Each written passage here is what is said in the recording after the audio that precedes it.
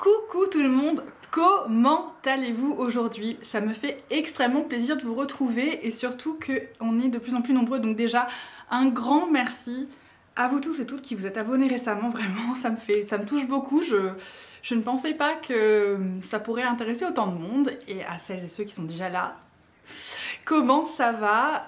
J'espère que vous avez passé une bonne semaine. On se retrouve aujourd'hui pour une nouvelle vidéo. Bien évidemment Natacha, j'ai l'impression là c'est la semaine Natacha Denona. Mais sur mes dernières vidéos, aussi bien celle où je classe mes palettes que bien évidemment celle où je vous présente la Circo Loco, j'ai eu plein de questions, notamment j'ai eu des requêtes en fait pour faire une autre vidéo avec des looks et des swatchs. Donc c'est ce qu'on va faire aujourd'hui, on va faire une petite swatch party. J'avais déjà fait ça pour la Mini Love il me semble. Donc aujourd'hui on va faire une swatch party avec la Circo Loco pour voir un petit peu si vous pouvez trouver des teintes dans d'autres palettes. Alors bien évidemment pas toutes ces teintes dans une même autre palette, mais peut-être une des teintes qui vous intéressait dans une palette que vous auriez potentiellement déjà. Donc ça c'est ce qu'on va faire. Et en fin de vidéo je vous fais deux looks dont celui que je porte maintenant. Donc si vous n'êtes pas intéressé par les swatchs, vous pouvez aller directement à la fin, et à l'inverse, si vous voulez voir que les swatchs et pas les looks, et ben vous regardez que le début, voilà. Bien évidemment, ça me ferait plaisir que vous regardiez tout, mais bon, voilà, faites comme vous voulez. En tout cas, voilà, je vous donne la possibilité de faire les deux. On va donc démarrer avec les swatchs de cette palette. Donc pour rappel, la Circo Loco, c'est la nouvelle sortie de Natacha Denona qui est disponible chez Sephora France, entre autres, hein, elle est sur d'autres sites, et elle est actuellement commercialisée à 126 €. C'est une palette en édition limitée. Généralement Natacha, quand elle dit que c'est édition limitée, c'est édition limitée. Par contre, elle a quand même pas mal de stock. Aujourd'hui, c'est aussi la dernière journée gold chez Sephora. Donc si jamais vous étiez intéressé par cette palette, et ben, c'est peut-être le moment de pouvoir l'attraper à moins 25%. Donc on va faire des swatchs de plusieurs de ces fards. J'ai sorti pas mal de mes palettes Natacha Denona pour faire en fait des comparaisons avec sa propre gamme, parce que vous avez peut-être des palettes de sa gamme déjà, mais potentiellement pas celle-là. Et là l'idée c'est surtout de vous montrer que si vous aviez encore un doute, si en termes de color story c'est trop arc-en-ciel pour vous, c'est trop harlequin, et qu'en fait ce qui vous intéressait par exemple c'était cette teinte là ici Snow Cone, ou au contraire ce qui vous intéressait c'était ce bleu, ou encore c'était plutôt ces bleus verts, voir un petit peu si dans une palette que vous avez peut-être pas déjà ces couleurs, en tout cas quelque chose de similaire, et que du coup c'est peut-être pas la peine d'acheter une palette à ce prix là pour une teinte. C'est ce que je vous disais dans ma revue première impression, c'est pas la peine de dépenser plus de 100 € pour une teinte, hein. Ça fait quand même cher la teinte. Donc on va faire ça tout de suite. Je vais retrousser mes manches. Alors je suis en pull parce que c'est l'hiver, hein. Ici limite il a neigé en pleine, donc au secours, hein. Moi j'ai envie que ce soit le printemps, j'ai envie qu'il fasse chaud. Voilà, je suis en pull donc je retrousse mes manches pour essayer d'avoir un petit peu de surface pour faire les swatchs et tout ça. Les fards bien évidemment dans cette palette qui attire le plus, si on la regarde, c'est Snow Cone ici. Bien évidemment ma teinte préférée, ça n'a pas changé, ça reste Aréaliste. Potentiellement ce bleu, potentiellement par là aussi. On va voir. Donc je vais pas pouvoir, je pense, j'ai pas réussi à tout combiner. J'ai des teintes que j'ai repérées. Donc ce qu'on va faire, c'est qu'on va commencer avec le orange. Ce que je vais faire, c'est que je vais prendre le orange et Canon ici, qui potentiellement pourrait être dans la bronze, qui est un format midi, donc qui est un format un petit peu moins cher, qui était à 65 €. Donc on va commencer avec Firework, qui est ce orange, et donc Canon, qui est cette teinte cuivrée. Je vais les swatcher sur ma main en les espaçant. Donc on a ici Firework et on a ici Canon. Donc vous voyez Firework sur ma peau est beaucoup plus terracotta qu'il n'est orange. Quand on le voit comme ça dans la palette, il est franchement orange. Il a l'air même, il est un petit peu, alors à la caméra ça rend plus sombre, mais en vrai il fait un peu plus néon qu'il ne fait terracotta, alors que quand je l'applique, il est quand même beaucoup plus foncé sur ma peau. Donc on va aller chercher la bronze palette qui est ici, qui est celle-ci. Donc pour rappel, qui ressemble à ça. Et donc je vais essayer de venir trouver des teintes similaires. Donc bien évidemment dans la bronze, les deux mats qui pourraient ressembler au orange, c'est Sundown qui est ici, vous voyez, ou bien encore Suntan. Suntan est plus foncé, on va juste prendre Sundown pour essayer de le comparer avec Firework. Donc je vais le mettre juste à côté. Donc on a Firework ici de Circo Loco, et là on a Suntan. Donc vous voyez, Suntan a quand même plus un côté pêche, alors que vraiment Firework est plus proche en fait, on est plus près d'un marron, on va dire qu'on est près d'un orange, alors qu'ici assez étonnamment on est plus près d'un pêche. Et ensuite au niveau des métallisés de la bronze, il y en a tellement. c'est une palette qui est vraiment riche en métallisés. Je me demande si Alloy, on va tenter True Copper qui veut être un pur cuivre et Alloy à côté donc de Firework, non de Canon pardon, de Canon. Donc je vais prendre True Copper et je vais prendre Alloy. Donc vous voyez ici on a Firework, ici on a Alloy et là on a True Copper. Non je vous dis une bêtise, je dis Firework à chaque fois mais non il s'appelle Canon celui-là. Je sais pas pourquoi je veux absolument l'appeler Firework alors que Firework c'est là.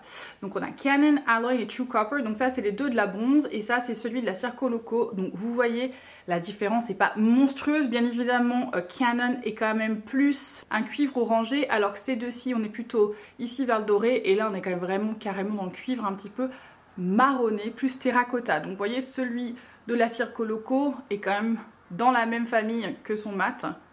Alors que ceux de la bronze qui sont ici au centre, on est sur les teintes qui sont un tout petit peu plus terracotta, un petit peu plus doré. Honnêtement, ça sur la paupière, je suis pas sûre qu'on peut voir clairement la différence, hein, parce que la surface de la paupière est pas énorme.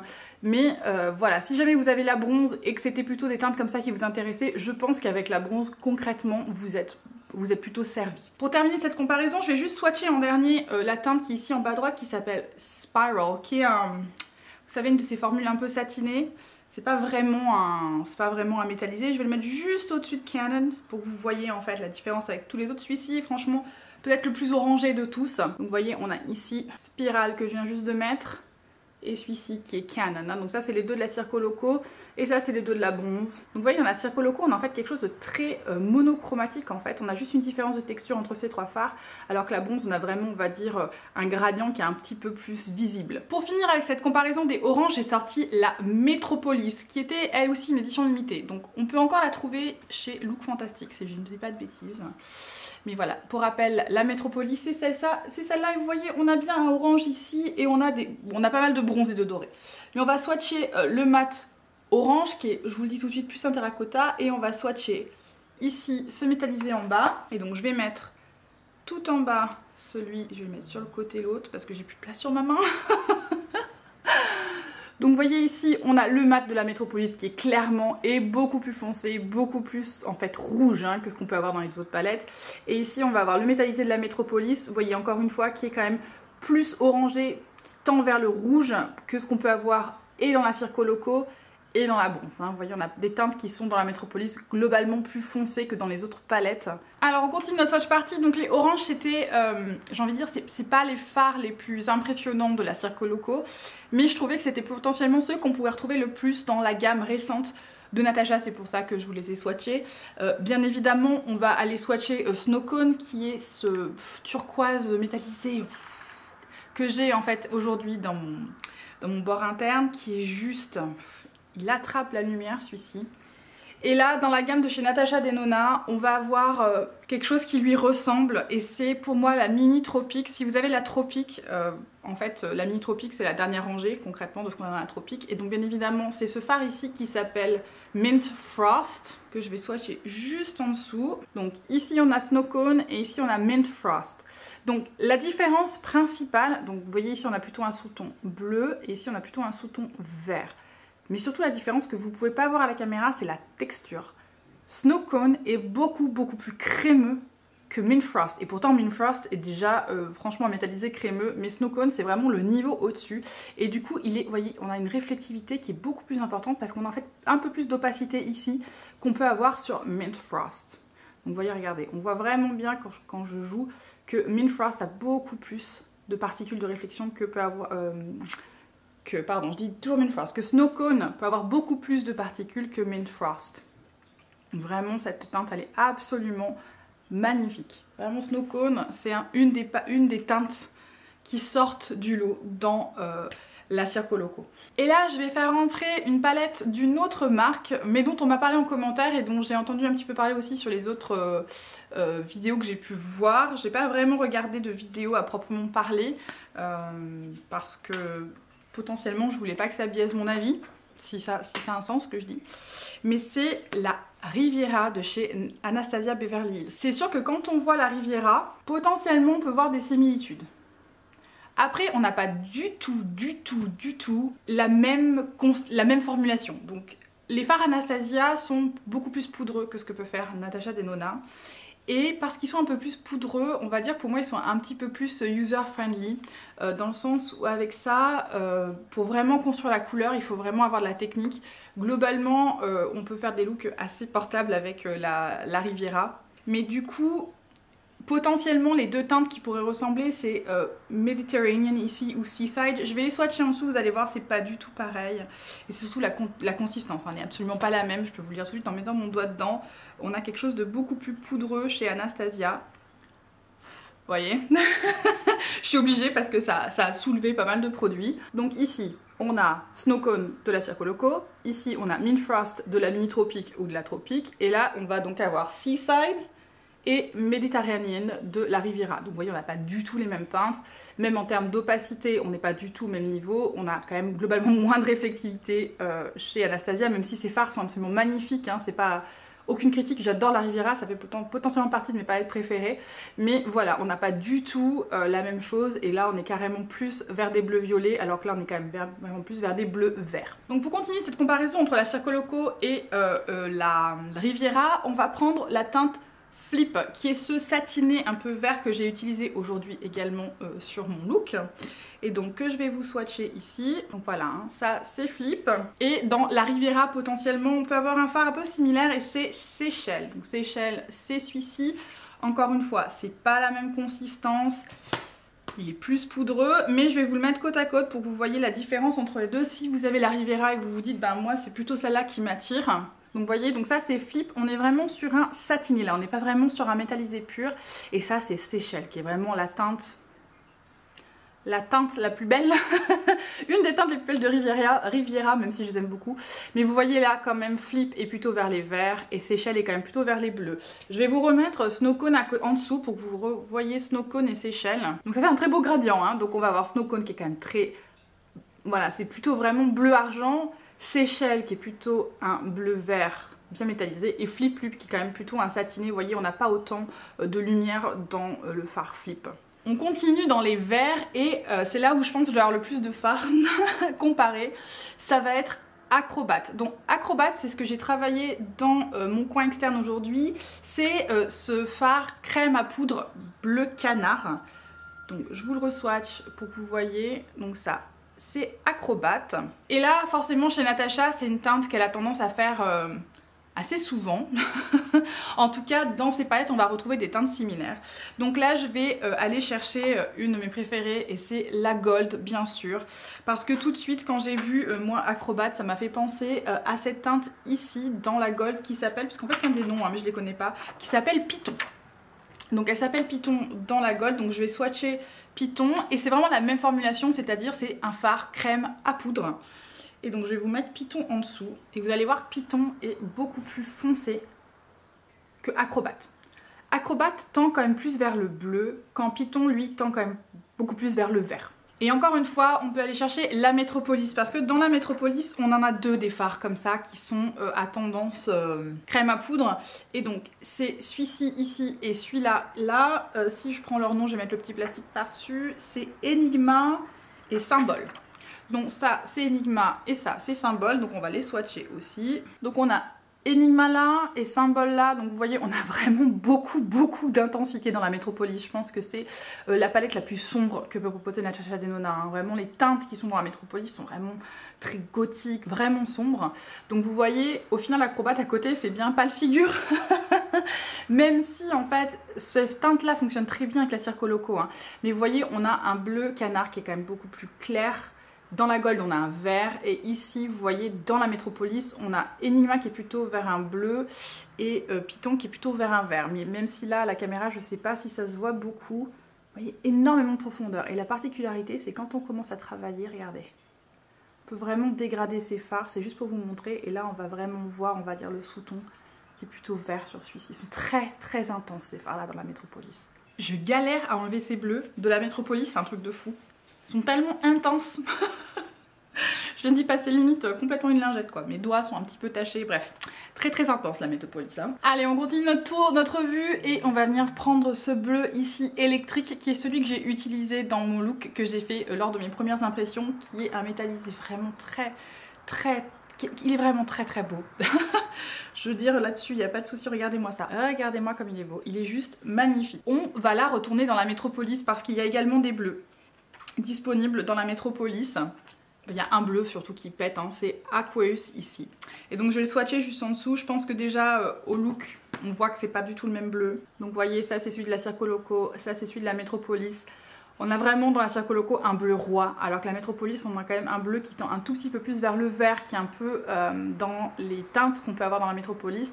Là la Circoloco pour le coup on est plus près d'un bleu primaire que d'autres choses, donc ça c'est assez unique.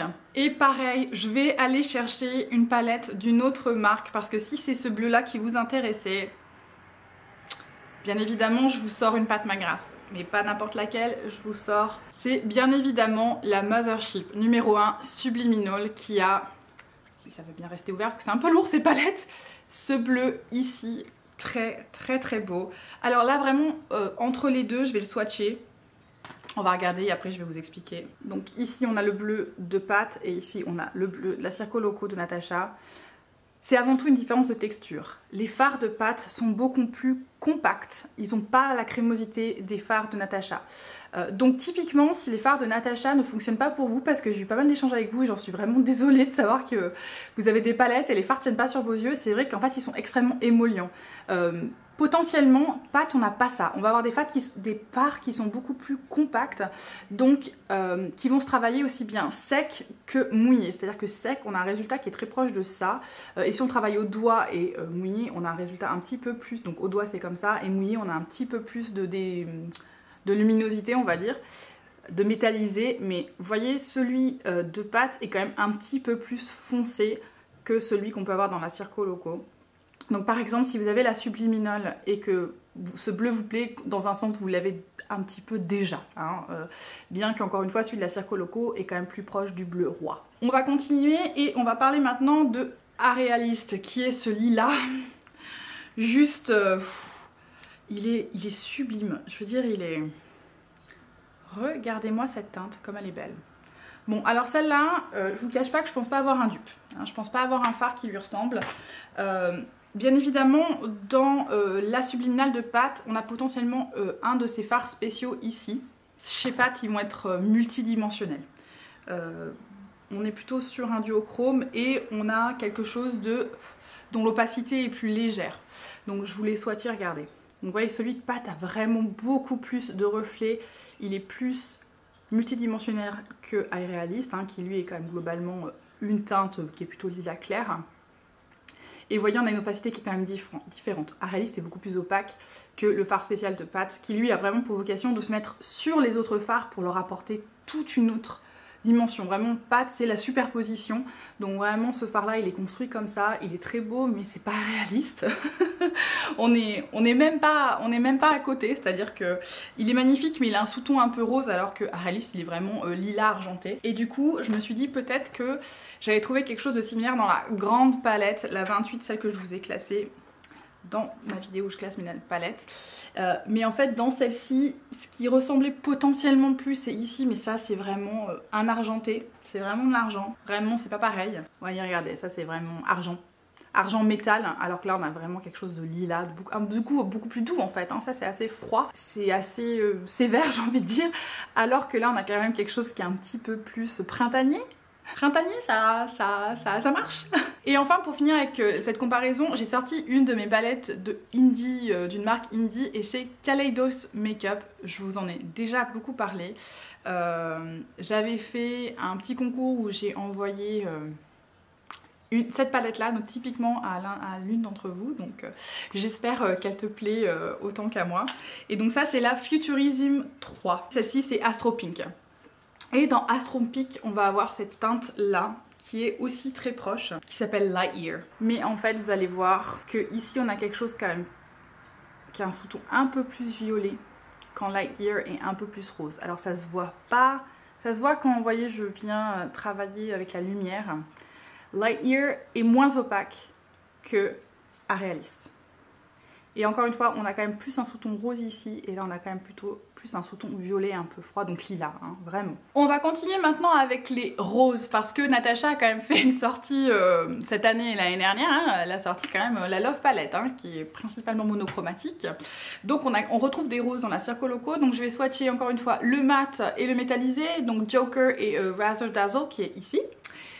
Pareil, je vais les espacer pour qu'on puisse voir un petit peu avec ce qu'on a dans la Love. Donc voilà, on a Joker ici et Razzle Dazzle là. On va prendre la Love, que voici pour rappel, qui est magnifique.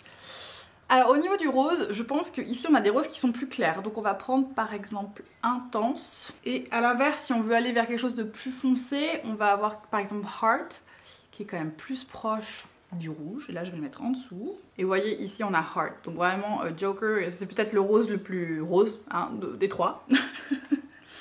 Et ensuite au niveau des métallisés, je ne crois pas avoir quelque chose qui ressemble à Razzle Dazzle. Je vais essayer de voir si Passion potentiellement pourrait lui ressembler, mais il a l'air plus foncé. Passion, ouais, vous voyez, donc ici on va avoir Razzle Dazzle et là on a Passion. Rien à voir. Razzle Dazzle est vraiment en fait framboise. J'avais dit que c'était prune, mais en fait c'est framboise comme couleur. Et là on va avoir Razzle Dazzle Passion, qui lui est plutôt entre le prune et le cuivre. C'est assez marrant comme couleur cette couleur. Passion elle est vraiment hyper intéressante cette couleur.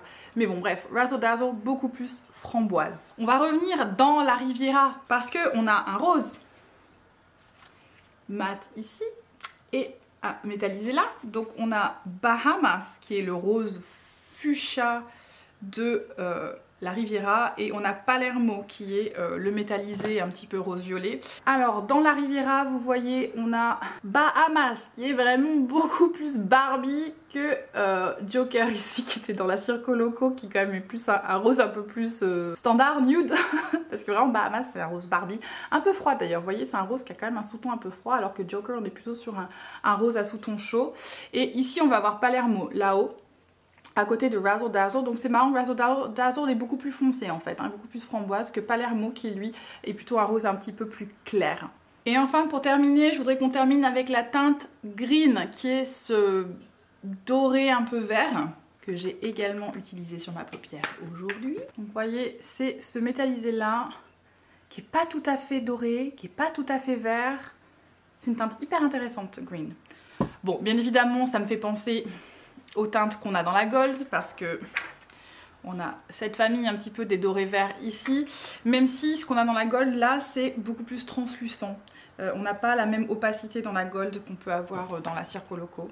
Donc je vais vous les mettre juste en dessous pour que vous voyez ce que je veux dire. Donc vous voyez ici on a Green et là on a les deux teintes dans la Gold qui sont plus duochrome que Green qui lui a plutôt une couleur... c'est un beau métallisé mais qui n'a pas un shift, alors que dans la Gold on a deux fards qui ont moins d'opacité mais qui ont plus, vous voyez, de reflets. Pareil, on va aller dans la Métropolis parce qu'on a des choses qui peuvent éventuellement lui ressembler. Par là, je pense que je vais swatcher celui-ci qui est quand même aussi duochrome, qui s'appelle, je ne connais pas du tout les noms de la Métropolis, hein, qui s'appelle Orium. Donc vous voyez, Orium de la Métropolis est beaucoup plus translucent que Green qui lui est un fard opaque. Donc celui-ci c'est quand même un fard topper, donc on n'a pas du tout, déjà on n'a pas le même sous-ton. On a également ici un shift et on n'a pas la même opacité. Et je vais venir prendre la teinte qui est juste là, qui s'appelle Imperia. Vous voyez, donc là on a Imperia qui tend plus vers le vert et qui a quand même moins de luminosité que Green, encore une fois. Ici on a quelque chose d'un peu plus satiné que métallisé. Et c'est tout pour ces swatchs. J'espère que ça vous a aidé un petit peu à voir ce que vous pouviez avoir ou non dans votre collection et à identifier finalement si certains fards, la Circoloco qui vous appelait, mais du coup pas toute la palette, mais certains fards vous appelaient, potentiellement vous ne les avez pas ailleurs, ce qui fait que c'est pas forcément un achat pour vous. Hein. Là vraiment le but c'est de vous donner un maximum d'informations, c'est absolument pas de vous convaincre que vous avez besoin de celle-ci. Et pareil aussi peut-être vous montrer que toutes les teintes de la Circoloco vous intéressent et que du coup pour vous ça a un sens de l'acheter. Voilà, vraiment toutes les palettes sont différentes et pas toutes les palettes sont faites pour tout le monde. Donc là vraiment le but d'aujourd'hui c'était de vous donner un maximum d'infos et j'espère que ça a été le cas. On va maintenant passer à la portion look de cette vidéo. Donc je vais vous montrer deux looks en terminant par celui que je porte maintenant. Donc je vous ai fait un premier look assez simple vraiment assez simple et assez estival, et je vous ai fait le look que je porte aujourd'hui. Je tiens à faire un tout petit disclaimer avant que vous voyez les looks, et je le répète à chaque fois, je ne suis absolument pas une make-up artiste, je ne suis pas une professionnelle, donc les looks que je peux vous faire, c'est vraiment des looks que moi je considère comme étant faciles à faire, enfin qui sont faciles à faire pour moi et qui sont portables dans mon quotidien et pro et perso. Voilà. Et je n'ai pas une technique de grand malade, donc vous ne verrez pas de cut crease, vous ne verrez pas de magnifique graphisme, de l'éditorial. Non, je fais plutôt des choses que je considère pouvoir faire le reste du temps. Sinon ça n'a pas bien de sens pour moi de vous montrer un make-up que je ne referai jamais. Là vraiment c'est plutôt pour vous montrer les looks que je peux faire avec, pour vous inspirer aussi, mais aussi pour vous montrer que voilà, si vous êtes comme moi, si vous aimez bien le maquillage mais que voilà, votre technique elle n'est pas hallucinante et vous n'avez pas 3h30 pour faire des looks, et ben voilà ce que vous pouvez faire aussi avec une palette comme ça. Voilà, donc sans plus tarder et sans plus de bavardage, on passe à la partie look et je vous retrouve juste après pour mes dernières impressions. La teinte Firework, le mat orange, que je vais venir travailler comme ma teinte de transition pour ce premier look. À l'aide d'un gros pinceau fluffy, je le travaille sur tout mon bord paupière et jusqu'à mon arcade sourcilière. Je ramène ce fard vraiment jusqu'à l'intérieur. Je cherche à créer de la couleur, donc vous voyez, je vais plusieurs fois dans la teinte pour obtenir le résultat. Il faut vraiment que je travaille ce fard comme ça. Je vais ensuite venir prendre la teinte Joker, le mat rose, que je vais prendre à l'aide d'un petit pinceau plat. Et là, vraiment, je vais travailler dans le creux paupière. Je vais vraiment me concentrer à cet endroit-là et je vais le dégrader avec ce orange. Je le ramène jusqu'à l'intérieur un peu de ma paupière. Je vais ensuite prendre la teinte Razzle Dazzle, ce framboise, au doigt cette fois-ci. Et là, je vais appliquer cette teinte sur toute ma paupière mobile. Vraiment, je recouvre tout avec la teinte Razzle Dazzle. Je cherche vraiment à avoir ce gradient entre le mat et le métallisé. Je vais ensuite venir dans la teinte Spirale, qui est en fait un satiné. J'ai mouillé mon pinceau, un tout petit pinceau, et je vais venir l'appliquer dans le coin interne pour faire le rappel en fait de orange que j'ai pu appliquer comme teinte externe. Comme ça suffit pas, je vais aller dans Canon pour apporter un tout petit peu plus de lumière. J'ai trouvé Spirale en fait un peu trop satiné, il me manquait ce côté un petit peu brillant. Donc j'utilise Canon et je passe par-dessus ce que j'ai fait avec Spirale pour apporter cette lumière additionnelle. Et voici le look terminé. Très simple, vraiment pour tous les jours, très portable, assez estival. Vraiment, ce look était très mignon.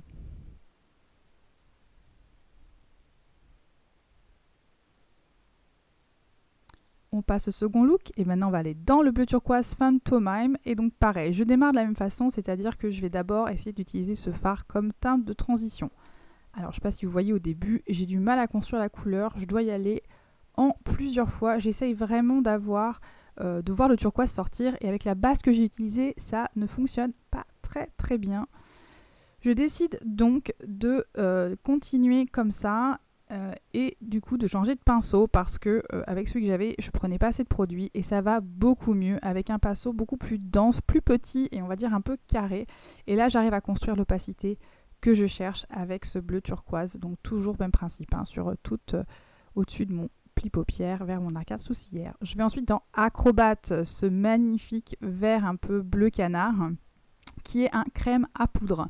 Et je vais travailler ce fard sur le bord externe en forme de V, un petit peu, comme un côté un peu smoky. Et je vais le ramener vers environ la mi-paupière. Je vais m'arrêter, on va dire, à peu près à la moitié, au-dessus de mon iris, on va dire à peu près. Je le travaille comme ça.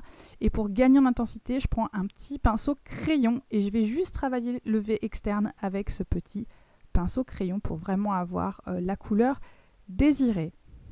Je passe ensuite à la teinte Flip que j'applique avec un petit pinceau plat que j'ai mouillé au Fix Plus. Et vous voyez, il est très joli, cette teinte-là, quand elle est mouillée, elle est assez métallisée. Et je vais venir appliquer ça sur ma paupière mobile, plutôt sur la moitié externe de ma paupière mobile. Je vais ensuite dans Green, magnifique métallisé au doigt cette fois-ci. Et là, c'est dans la paupière mobile, mais la moitié interne. Et je vais vraiment venir marier ça avec la teinte Flip pour avoir un espèce de petit gradient entre ce doré vert et Flip, qui est plutôt ce vert métallisé. Je vais ensuite dans Snow Cone, bien évidemment, à l'aide d'un petit pinceau que j'ai préalablement mouillé au Fix Plus, juste dans le coin interne et que je remonte un tout petit peu dans mon creux pour rappeler le turquoise de la teinte de transition et vraiment pour apporter la lumière sur ce look.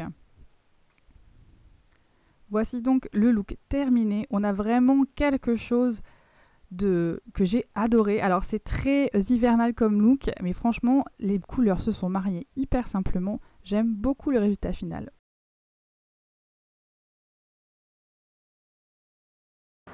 Et donc voilà le look terminé avec donc le reste de ma figure fait et mes cheveux aussi. Je sais pas si vous avez vu sur le premier look, j'avais encore le turban sur la tête parce que je me suis lavé les cheveux aujourd'hui. Voilà, petit détail hein, qui ne sert à rien du quotidien, mais voilà quand même. Pour mes dernières impressions, parce que ma première vidéo bien évidemment je me suis pas servi de tous les fards, ce que je peux vous dire sur cette palette-ci, notamment sur du coup les fards qui sont pastels, c'est qu'il faut une base blanche. Donc dans mon premier look où j'ai utilisé l'orange, j'ai mis une base Anastasia Beverly Hills qui est un peu blanche et ça a aidé à faire ressortir le orange. Si je n'avais pas fait ça, je pense que le orange serait pas bien sorti.